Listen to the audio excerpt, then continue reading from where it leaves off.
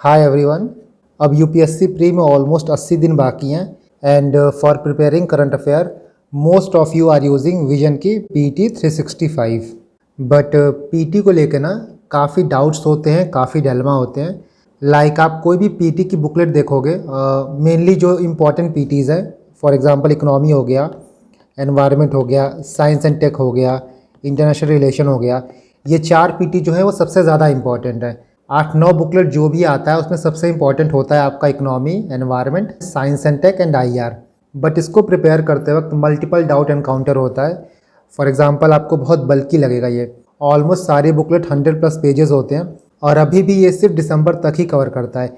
इसके बाद आपको जैन कवर करना होगा, फेब, मार्च, अप्रैल, कम से कम ये 4 महीना तो कवर ही करना होगा। इनफैक्ट आपको मई भी कवर करना होगा क्योंकि एग्ज़ाम आपका 16 जून को है। तो इसको पढ़ने के बाद भी आपको एटलीस्ट 5 महीने का करंट अफेयर और कवर करना है। इसीलिए बल्कि तो है ही, नो डाउट।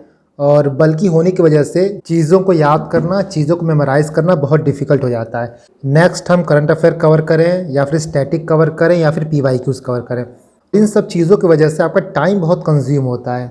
और इन सारे डाउट का जो एक आंसर है, जो एक सॉल्यूशन है, वो आपका है the application centric approach. And trust me, ये अप्रोच आपका पर्सपेक्टिव बदल देगा। जिस हिसाब से आप पीटी पढ़ते हो, जिस हिसाब से आप करंट अफेयर कवर करते हो, आपका पूरा अप्रोच बदल जाएगा। और इसी ओवरहॉल की ज़रूरत है, इसी पैराडाइम शिफ्ट की ज़रूरत है अगर आप ये चाहते हो कि जो पीटी आप पढ़ के जाओ उसका एग्ज़ाम में एक्चुअली यूज़ हो। नहीं तो नॉर्मली क्या होता है ना कि पीटी का आजकल देखोगे तो कॉस्ट टू बेनिफिट रेशियो बहुत पुअर मिलेगा। 90 या 100 पेज आप पढ़ के जाओगे, उसमें से मुश्किल आपको 2-3 क्वेश्चन मिलेगा, क्योंकि most of the Janata vision की मंथली कवर नहीं करती है। पीटी पे आप रिलाय करते हो तो पीटी को आपको उस तरीके से पढ़ना होगा। देखो नॉर्मली क्या होता है ना कि जब भी हम पीटी पढ़ते हैं या फिर करंट अफेयर पढ़ते हैं तो उसको हम आइसोलेशन में पढ़ते हैं। हमारा टारगेट ये होता है कि 2-3 दिन के अंदर हमारा ये पीटी खत्म हो जाए, 4-5 घंटे के अंदर इतने पेजेस खत्म हो जाएं। बट देखो हमारा एंड गोल पेज खत्म करना या फिर बुक खत्म करना नहीं है। हमारा एंड गोल ये है कि अगर हम 3 घंटा दे रहे हैं, 2 दिन दे रहे हैं, 3 दिन दे रहे हैं, तो उसका एग्ज़ाम में यूज़ हो। सो जब तक आप आइसोलेशन में पढ़ोगे पीटी को ना, आप उसका यूज़ नहीं कर पाओगे। The second thing is all round approach. 360 degree का अप्रोच आपको अपनाना है। बीट एनी कोचिंग, मैं किसी कोचिंग का नाम नहीं लूँगा, बट सबके पास क्या होता है कि पेजेस का कंस्ट्रेंट होता है। पेज कंस्ट्रेंट मीन कि मान लो अगर ये बुकलेट 400-500 पेज का बनाने लगे तो कोई भी इनकी बुकलेट नहीं लेगा। इसलिए इनके पास भी चैलेंज रहता है कि हमको 100 पेज 200 पेज के अंदर सब कुछ कवर करना है, बट सब कुछ कवर हो नहीं सकता। तो जो ये नहीं कवर करते हैं उसको आपको कवर करना है। And the third thing is किस करंट अफेयर की बुकलेट में, चाहे कोई भी आप सब्जेक्ट की बुकलेट ले लो, यहाँ स्पेसिफिकली मैं इकोनॉमिक्स की बात करूँगा, बट आप इकोनॉमिक्स की बात करो या फिर environment, IR, science and tech, किसी की भी बात करो, इसमें बहुत से कंटेंट ऐसे होते हैं जो आपको एग्जाम में काम ही नहीं आएगा। तो उन चीज़ों को हमको फिल्टर आउट करना है। जो आप वहाँ पे फिल्टर आउट करोगे उसका कंपनसेशन ये 360 डिग्री अप्रोच करेगा। So in this video I will tell you कि इकोनॉमिक्स की पीटी में आपको क्या पढ़ना है, what to read and how much to read, कितना पढ़ना है। एक एक चीज़ मैं आपको बताऊंगा। जो भी आपका करंट अफेयर रहेगा उसको स्टैटिक से कैसे लिंक करना है, इसके बाद इनको कैसे PYQ से लिंक करना है, इसको भी हम देखेंगे। और यही आपका होलिस्टिक अप्रोच है, यही आपका एप्लीकेशन सेंट्रिक अप्रोच है। जब तक आपको ये नहीं पता रहेगा कि जो भी करंट अफेयर में आ रहा है, जो भी स्टैटिक में आ रहा है, उसको PYQ से कैसे लिंक करें, उससे रिलेटेड PYQs कैसे सॉल्व करें, कोई भी फ़ायदा नहीं है, ना तो स्टैटिक पढ़ने का और ना ही करंट अफेयर पढ़ने का। इस तरीके से आप पढ़ोगे, आई बेट यू कि सिर्फ आपको 1-2 बार पीटी पढ़नी पड़ेगी। पीटी के साथ आपका स्टैटिक भी कवर होगा प्लस PYQ भी कवर होगा। So I will give you the complete guide. इस PDF के थ्रू मैं आपको हर एक चीज़ बताऊंगा। Therefore this is literally a hand holding guidance video. So please अब कोई एक्सक्यूज़ खुद से मत रखना कि इसको मैं कैसे कंप्लीट करूँ, इसको मैं कैसे पढ़ूँ। इस वीडियो में हम इकोनॉमिक्स की बात करेंगे। इफ़ यू वांट तो मैं बाकी सब्जेक्ट की भी प्रिपेयर कर दूंगा, like science and tech, environment. इस PDF को प्रिपेयर करने में ही 3 से 4 दिन लग गया। So I will do each and everything, I will guide you in all possible manner, I will provide you everything जो आपकी लाइफ को, जो आपकी प्रिपरेशन को, जो आपकी इस जर्नी को थोड़ा ईजी बना दे। But what I want in return की please work even more harder. जो आपका पोटेंशियल है उसको चैलेंज करो। आप 7 घंटा पढ़ पाते हो तो कोशिश करो कि 8 घंटा पढ़ो। आप एक दिन में 4 टॉपिक कंप्लीट कर रहे हो तो कोशिश करो कि एक दिन में 5 टॉपिक कंप्लीट करो। हर दिन, हर मोमेंट, हर पॉइंट पे आपको खुद को चैलेंज करना है, because this time you have to do it. ये PDF आपको कहाँ मिलेगा, कैसे मिलेगा, आप इसको कैसे डाउनलोड कर सकते हैं, इसकी बात हम लास्ट में करेंगे। बट सबसे पहले हम ये देखते हैं कि what is it all about, किसके बारे में है ये, कैसे आपको PT पढ़ना है। देखो मैंने यहाँ पे ब्रॉड इंस्ट्रक्शन लिख दिया है कि इस डॉक्यूमेंट को यूज़ कैसे करना है, but I will tell you. ये आपके PT का इंडेक्स है, इकोनॉमिक्स का इंडेक्स है। काफ़ी चीज़ें आपको इसमें ऐसी मिलेंगी जो आपको एग्ज़ाम के लिए नहीं पढ़नी है, स्पेसिफिकली प्री के लिए उतनी ज़्यादा इंपॉर्टेंट नहीं है। तो उसको कैसे कवर करना है, उसमें क्या इंपॉर्टेंट पॉइंट्स कवर करने हैं, उसको हम आगे देखेंगे। सबसे पहले हम ये स्टार्ट करते हैं कि आपको प्रिपेयर कैसे करना है। आपके हाथ में पहले पीटी की इकोनॉमिक्स की बुक रहेगी, आप ऐसा इंडेक्स देखोगे। इंडेक्स में आपको पहला टॉपिक मिलेगा, जैसे 1.1 हो गया जीडीपी एस्टिमेशन इन इंडिया, ये आपका पहला टॉपिक हो गया। और इसमें पूरी आपको ये राम कथा मिलेगी। ये टॉपिक देखोगे ना तो प्योरली स्टैटिक टॉपिक है, यहाँ पे कुछ भी ऐसा नहीं है जो करंट अफेयर बेस्ड है। इस डॉक्यूमेंट से आपको क्या हेल्प होगा, जब भी आप कोई भी टॉपिक पढ़ो, फॉर एग्जांपल ये पहला टॉपिक आप कर रहे हो, तो आपको सिर्फ एक काम करना है, यहाँ पे जो भी क्वेश्चंस दिए गए हैं उनको कवर करना है। जैसे फर्स्ट है बेसिक ऑफ जीडीपी, जीडीपी क्या होता है, कैसे कैलकुलेट होता है, जीडीपी का बेसिक डेफिनेशन क्या होता है, उसको कवर करोगे। Second thing is what is GDP potential and GDP gap, ये आपका पीवाईक्यू में पूछा गया है और इस आर्टिकल में आपको वो नहीं मिलेगा, तो ये चीज़ आपको अलग से कवर करना है। यही मैं बोलता हूँ 360 डिग्री अप्रोच। बहुत चीज़ें यहाँ पे ऐसी लिखी हैं जो आपको यहाँ पे नहीं मिलेंगी, उनको आपको अलग से कवर करना है, तभी आप इस टॉपिक को होलिस्टिकली कवर कर पाओगे। तो दूसरा क्वेश्चन जिसका आपको आंसर फाइंड आउट करना है वो है GDP potential, GDP gap. Third thing is different GDP calculation method, यहाँ पे 3 कैलकुलेशन मेथड दिया है, प्रोडक्शन, इनकम, एक्सपेंडिचर। चाहे आप यहाँ से कवर करो या फिर अपने स्टैटिक वाले नोट से कवर करो। आई वुड से कि जो आपका स्टैटिक नोट्स है वहाँ से कवर करो। एक ही इन्फॉर्मेशन आप दो जगह से कवर करोगे तो इन्फॉर्मेशन बहुत मिक्स हो जाता है, तो जो भी आपकी स्टैटिक चीज़ें हैं उनको आप स्टैटिक नोट से कवर करना है। थर्ड थिंग इसकी जीडीपी कौन कैलकुलेट करता है, बेस ईयर क्या है। इसके बाद GDP deflator, real versus nominal GDP. Next one इसकी रिसेशन क्या होता है, डिप्रेशन क्या होता है। अब रिसेशन डिप्रेशन जब आप पढ़ोगे आपको पता चलेगा कि ये भी जीडीपी से लिंक है। इसके बाद जीडीपी की कैलकुलेशन क्यों चेंज की गई, यहाँ पे ये चीज़ पढ़ोगे आप, यहाँ पे स्टैटिक नोट्स में भी देखोगे, कोई नई बात नहीं है ये। GDP is not a good marker, why, यहाँ पे देखो ये आपको टॉपिक मिलेगा, बट आपको यहाँ से नहीं पढ़ना है, स्टैटिक नोट से पढ़ना है। इसके बाद growth versus development, economic growth क्या होता है, इकोनॉमिक डेवलपमेंट क्या होता है, दोनों में डिफरेंस क्या होता है। नेक्स्ट आपको जीएनपी पढ़ना है, एनएनपी पढ़ना है और नेशनल इनकम पढ़ना है। जब आप इतना टॉपिक कवर कर लोगे, टॉपिक कवर करने के बाद आप पीवाईक्यू लगाओगे, ऑन द स्पॉट ही आप पीवाईक्यू लगाना। इसीलिए मैंने यहाँ पे इसका आंसर मेंशन नहीं किया है, आंसर आपको खुद सर्च करना है।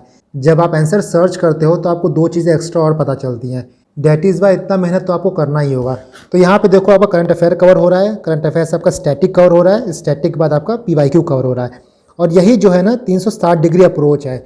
कोई भी टॉपिक हो गया, जो भी आप करंट अफेयर में पढ़ रहे हो, उसका बैकवर्ड लिंकेजेस देखो कि आपके स्टैटिक में कहाँ से वो लिंक होता है, उसमें कोई ऐसा कीवर्ड मेंशन है जहाँ से पीवाईक्यू पूछा गया है या फिर पोटेंशियल क्वेश्चन बन सकता है, उसको आप देखो, वो किस थीम पे है, ब्रॉड थीम देखो।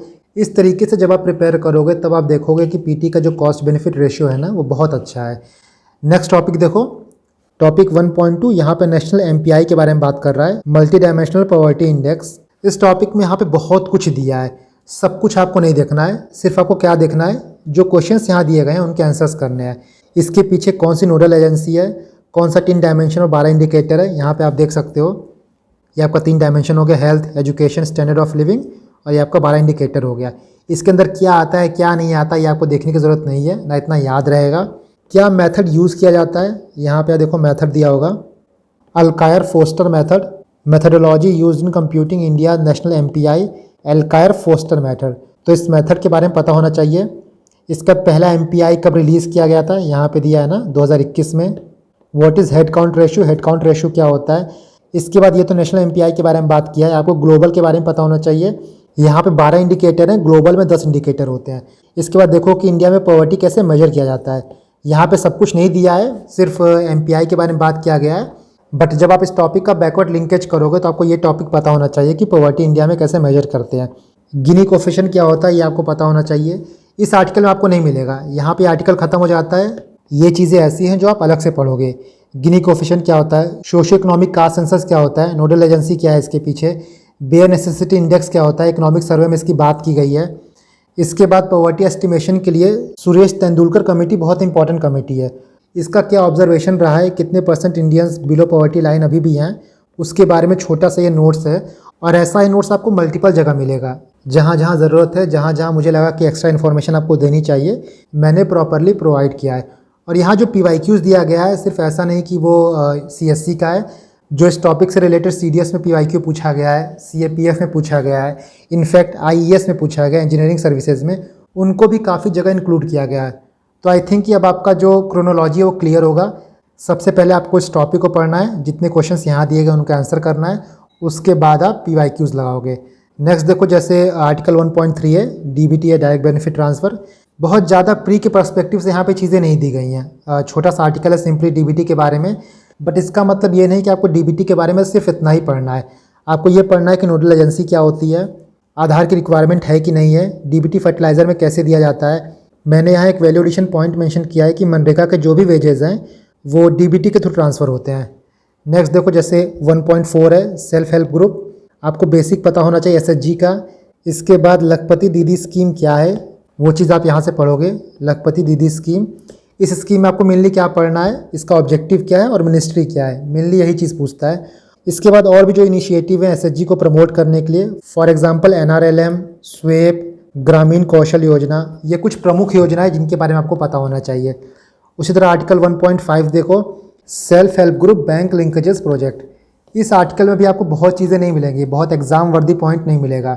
तो आर्टिकल में जो देखना है वो सिर्फ ये देखना है कि ये जो प्रोजेक्ट है वो नाबार्ड लॉन्च किया है 1992 में।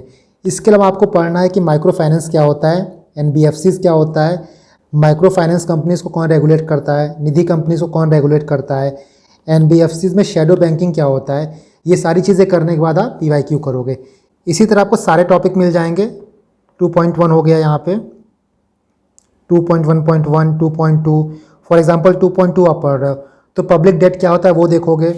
पब्लिक डेट का क्लासिफिकेशन देखोगे, इंटरनल एक्सटर्नल, रीज़न क्या है पब्लिक डेट का और इम्प्लीकेशन क्या होता है हाई पब्लिक डेट का। एग्जाम में नॉर्मली ऐसा क्वेश्चन पूछा जाता है। कुछ सालों पहले एक एजेंसी न्यूज़ में थी, PDM में, पब्लिक डेट मैनेजमेंट एजेंसी। ये क्या होता है, इसका काम क्या होता है, इसको आप देखोगे। इसी तरह PT में जितने भी टॉपिक्स दिए गए हैं सबको यहाँ कवर किया है, एंड जो क्वेश्चन यहाँ दिया गया आप उनको पढ़ोगे, क्योंकि इन क्वेश्चंस में सिर्फ करंट अफेयर नहीं है, बैकवर्ड लिंकेजेस भी हैं जो बहुत ज़्यादा इंपॉर्टेंट है।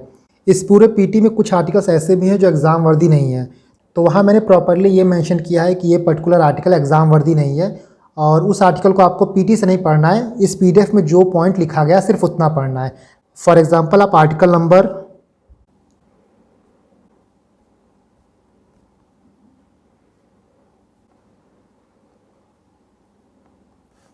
आर्टिकल 8.9 को देखो, नेशनल मेडिकल डिवाइसेस पॉलिसी 2023। इसमें आपको एग्ज़ाम वर्दी पॉइंट्स नहीं मिलेगा, सिर्फ जो यहाँ पे मेंशन किया गया है आप उतना ही पढ़ो। इसी तरह आप आर्टिकल 10.2 को देखो, let me show you, medical and wellness tourism. जो आर्टिकल यहाँ दिया गया है इसमें कुछ एग्ज़ाम रिलेटेड पॉइंट्स नहीं है, एग्ज़ाम वर्दी पॉइंट्स नहीं है। तो जो इन्फॉर्मेशन सिर्फ यहाँ पे दिया गया है, इस आर्टिकल में से जो भी इंपॉर्टेंट पॉइंट है वो मैंने यहाँ पे एक्सट्रैक्ट करके लिख दिया है, सिर्फ आप इसको पढ़ो, इसको पढ़ने की ज़रूरत नहीं है। सो इस तरीके से आप इस PDF को यूज़ कर सकते हो। देखो काफ़ी इन्फॉर्मेशन ऐसा है जो आपको इस आर्टिकल में मिलेगा, बट आपको पूरा आर्टिकल ना पढ़ना पड़े। बहुत सी क्रैप चीज़ें ऐसी हैं जिसको मैंने एलिमिनेट करके जो एग्ज़ाम वर्दी पॉइंट्स हैं, एग्ज़ाम रिलेटेड पॉइंट्स हैं, यहाँ पे बोर्ड में मेंशन किया है। So now I don't think कि आप कोई भी प्रॉब्लम एनकाउंटर करोगे एटलीस्ट इकोनॉमिक्स की PT पढ़ने में। इस PDF को आप मेरे टेलीग्राम से डाउनलोड कर सकते हो, मेरे टेलीग्राम का लिंक आपको डिस्क्रिप्शन बॉक्स में मिल जाएगा। एंड इफ़ यू वांट तो आप कमेंट करना जो बाकी सब्जेक्ट्स हैं, for example economics, science and tech, environment, जो भी आपको कवर करने में प्रॉब्लम हो रही है, I will try to make this kind of PDF so that आपकी प्रिपरेशन स्ट्रीमलाइन रहे।